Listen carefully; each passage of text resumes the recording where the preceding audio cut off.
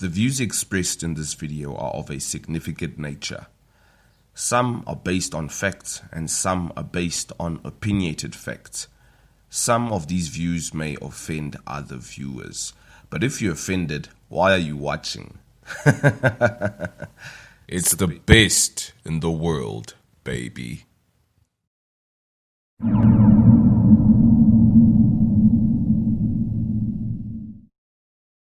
I got this, watch. Oh, I got this, so when the arts is based on being competitive, people are naturally going to clash and egos are going to come into contact. In terms of like who's playing alongside the Caspers and the AKAs, no one. As men, this is rap, dog. It's a sport, it's a challenge. I mean, egos will clash, people will not get along. This thing happens everywhere. A lot of people that struggle to put music out in this country, and I feel like there's too many structures that are blocking people from putting out the dopest music. 90% of the shit I hear on radio is garbage.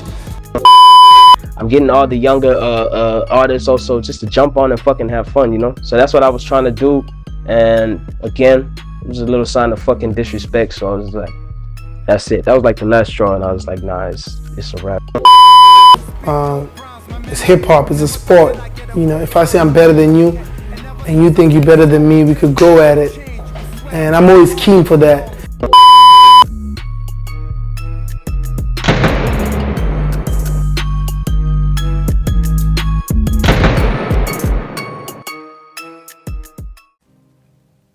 South African hip-hop, one of the most special industries in the world, influenced by both its original counterpart in the United States of America, but also influenced by local flavor such as township culture and Kwaito.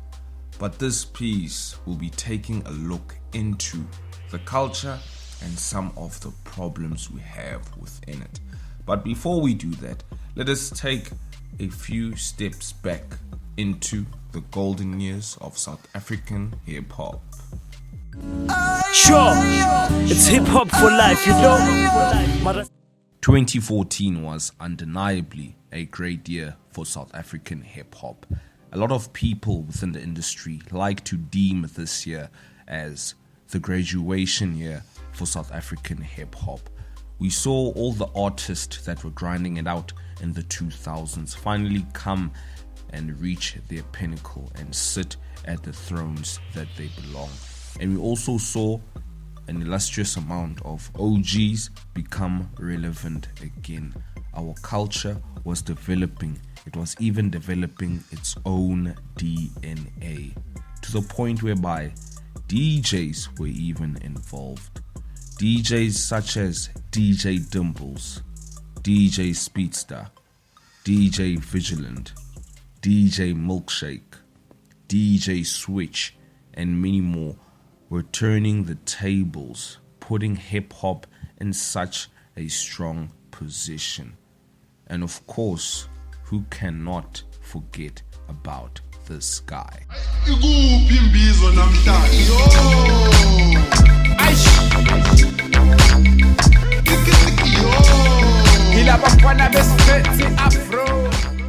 Things were changing.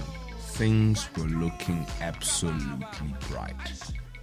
2014 also saw the first official MTV-based hottest MCs in the game. A list of 10 of the best MCs within the South African hip-hop scene. Of course, judged by a panel of experts within the industry. Things were looking really amazing. We also saw the first official and one of the biggest feuds within the game. Of course, ladies and gentlemen, I'm talking about AKA versus Casper Newfest.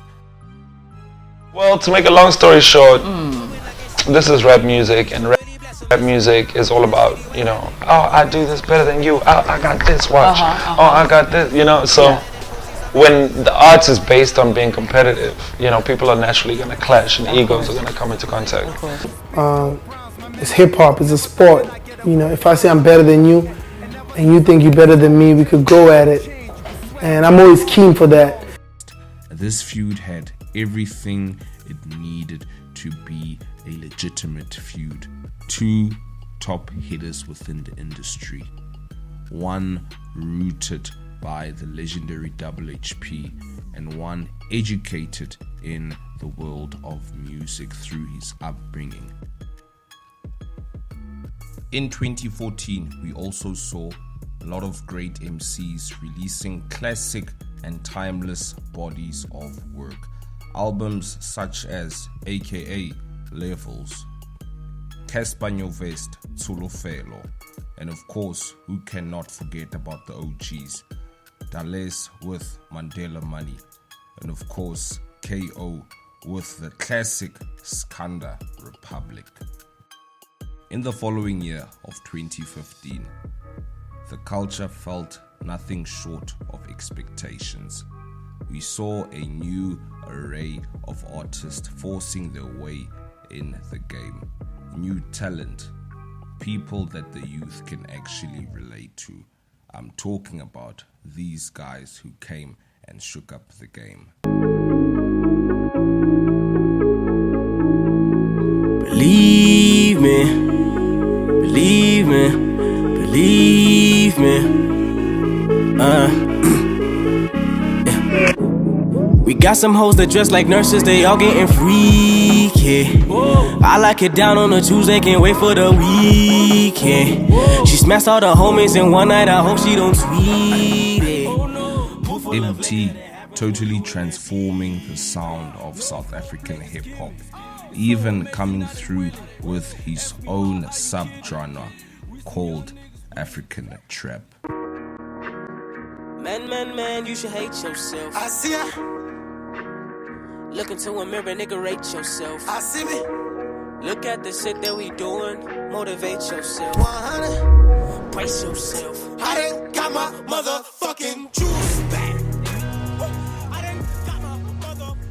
And of course, who cannot forget about Mr. Ivy Son himself, deemed to be the prince of the throne of the industry.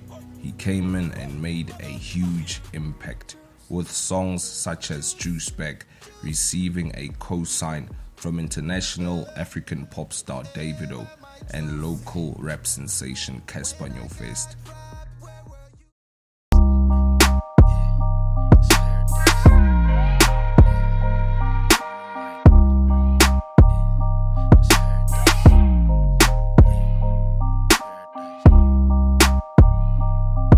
Rolling up an eighth like every day and I don't even know it. Hella sick but always sipping medication with the soda. And A-Reese, the young MC with one of the sharpest pens in the game. The culture was becoming exciting. It was becoming profitable. Things were looking bright within this thing of ours. We also saw a landmark moment. The first SA hip-hop artist to fill up the dome. Many said he wouldn't make it, but a few believed in him.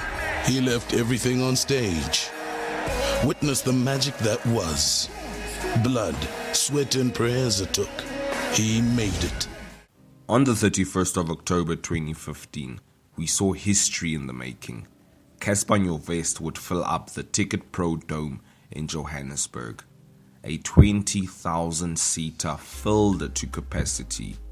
The first South African artist to do so. And it was done by a hip-hop artist. 2015 would also be a landmark for hip-hop within the world of television.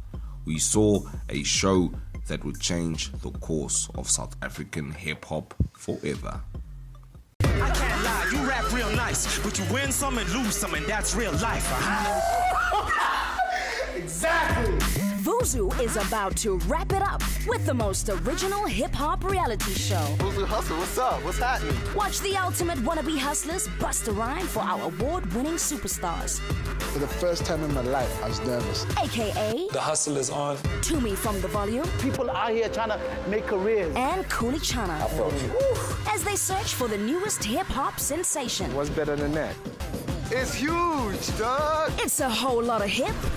Ladies and gentlemen. With a whole lot of heart. Relive the ultimate hustle battle. They're hustling. The Hustle, Sundays at 8. Vuzu The Hustle premiered on Vuzu in 2015, and the show was a rap show dedicated to all rap fans, with a panel judge list of veterans: Cooley Chana, Stogie T, and of course the Super Mega himself, AKA. This show was very exciting as it bring back the raw elements of hip hop mixed with a flavor of South African flair. Things were really looking exciting for the future. Everyone was winning, but where did it all go wrong?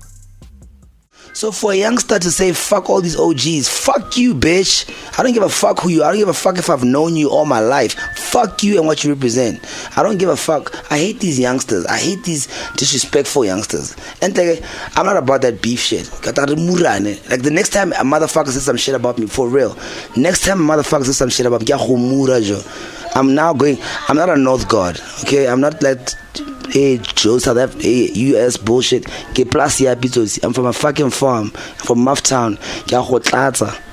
I'm not about that Casper aka bullshit. No.